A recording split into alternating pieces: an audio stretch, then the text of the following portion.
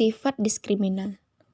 Fungsi kuadrat f(x) sama dengan ax kuadrat ditambah bx ditambah c mempunyai nilai diskriminan yang dirumuskan dengan d sama dengan b kuadrat dikurang 4ac.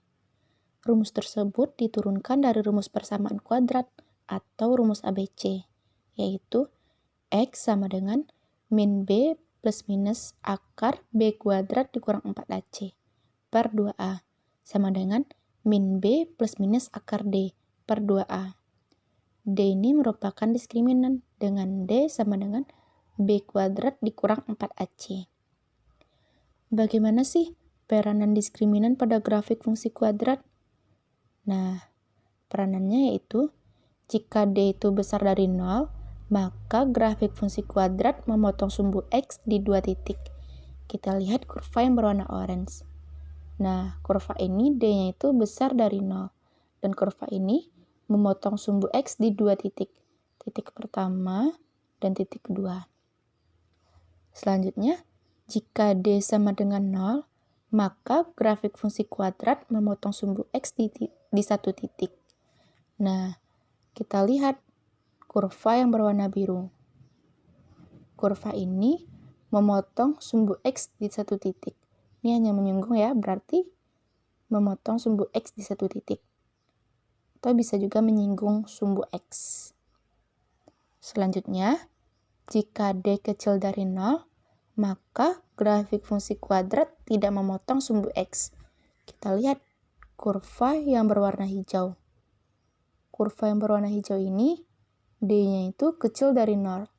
Dan kurva tidak memotong sumbu x. Sifat koefisien. Fungsi kuadrat f(x) sama dengan ax kuadrat ditambah bx ditambah c mempunyai sifat koefisien atau karakteristik terhadap grafik fungsi kuadrat. Seperti yang kita tahu, a ini merupakan koefisien x kuadrat, b merupakan koefisien x, dan c merupakan konstanta. 1. Nilai a menentukan jenis kurva. Kurva itu ada yang terbuka ke atas, ada yang terbuka ke bawah. Jika a besar dari 0, maka kurva membuka ke atas. Kita perhatikan seperti grafik yang berwarna hijau. A-nya besar dari 0. Dan kurva ini terbuka ke atas. Selanjutnya, jika a kecil dari 0, maka kurva membuka ke bawah. Perhatikan grafik yang berwarna biru. Kurva membuka ke bawah, berarti a-nya kecil dari 0. Nilai b bersama nilai a menentukan letak sumbu simetri. Jika a dan b memiliki tanda yang sama, maka sumbu simetri berada di kiri sumbu y. Berarti jika a positif, b positif, sumbu simetrinya berada di kiri sumbu y. Jika a negatif dan b-nya negatif, berarti sumbu simetrinya berada di kiri sumbu y. Atau tandanya yang sama berarti sumbu simetri itu berada di kiri sumbu y. Jika b sama dengan 0, sumbu simetri tepat di sumbu y.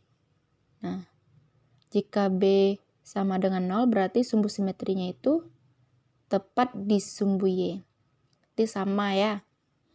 Jika a dan b memiliki tanda yang berbeda, maka sumbu simetri berada di kanan sumbu y. Misalkan a-nya negatif, b-nya positif, berarti sumbu simetri berada di kanan sumbu y.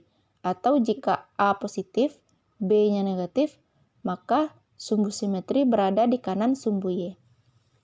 Nilai c menentukan perpotongan dengan sumbu y. Nilai c menunjukkan secara langsung di mana kurva memotong sumbu y. Misalkan nilai c-nya itu negatif 6, berarti kurvanya itu memotong sumbu y di negatif 6.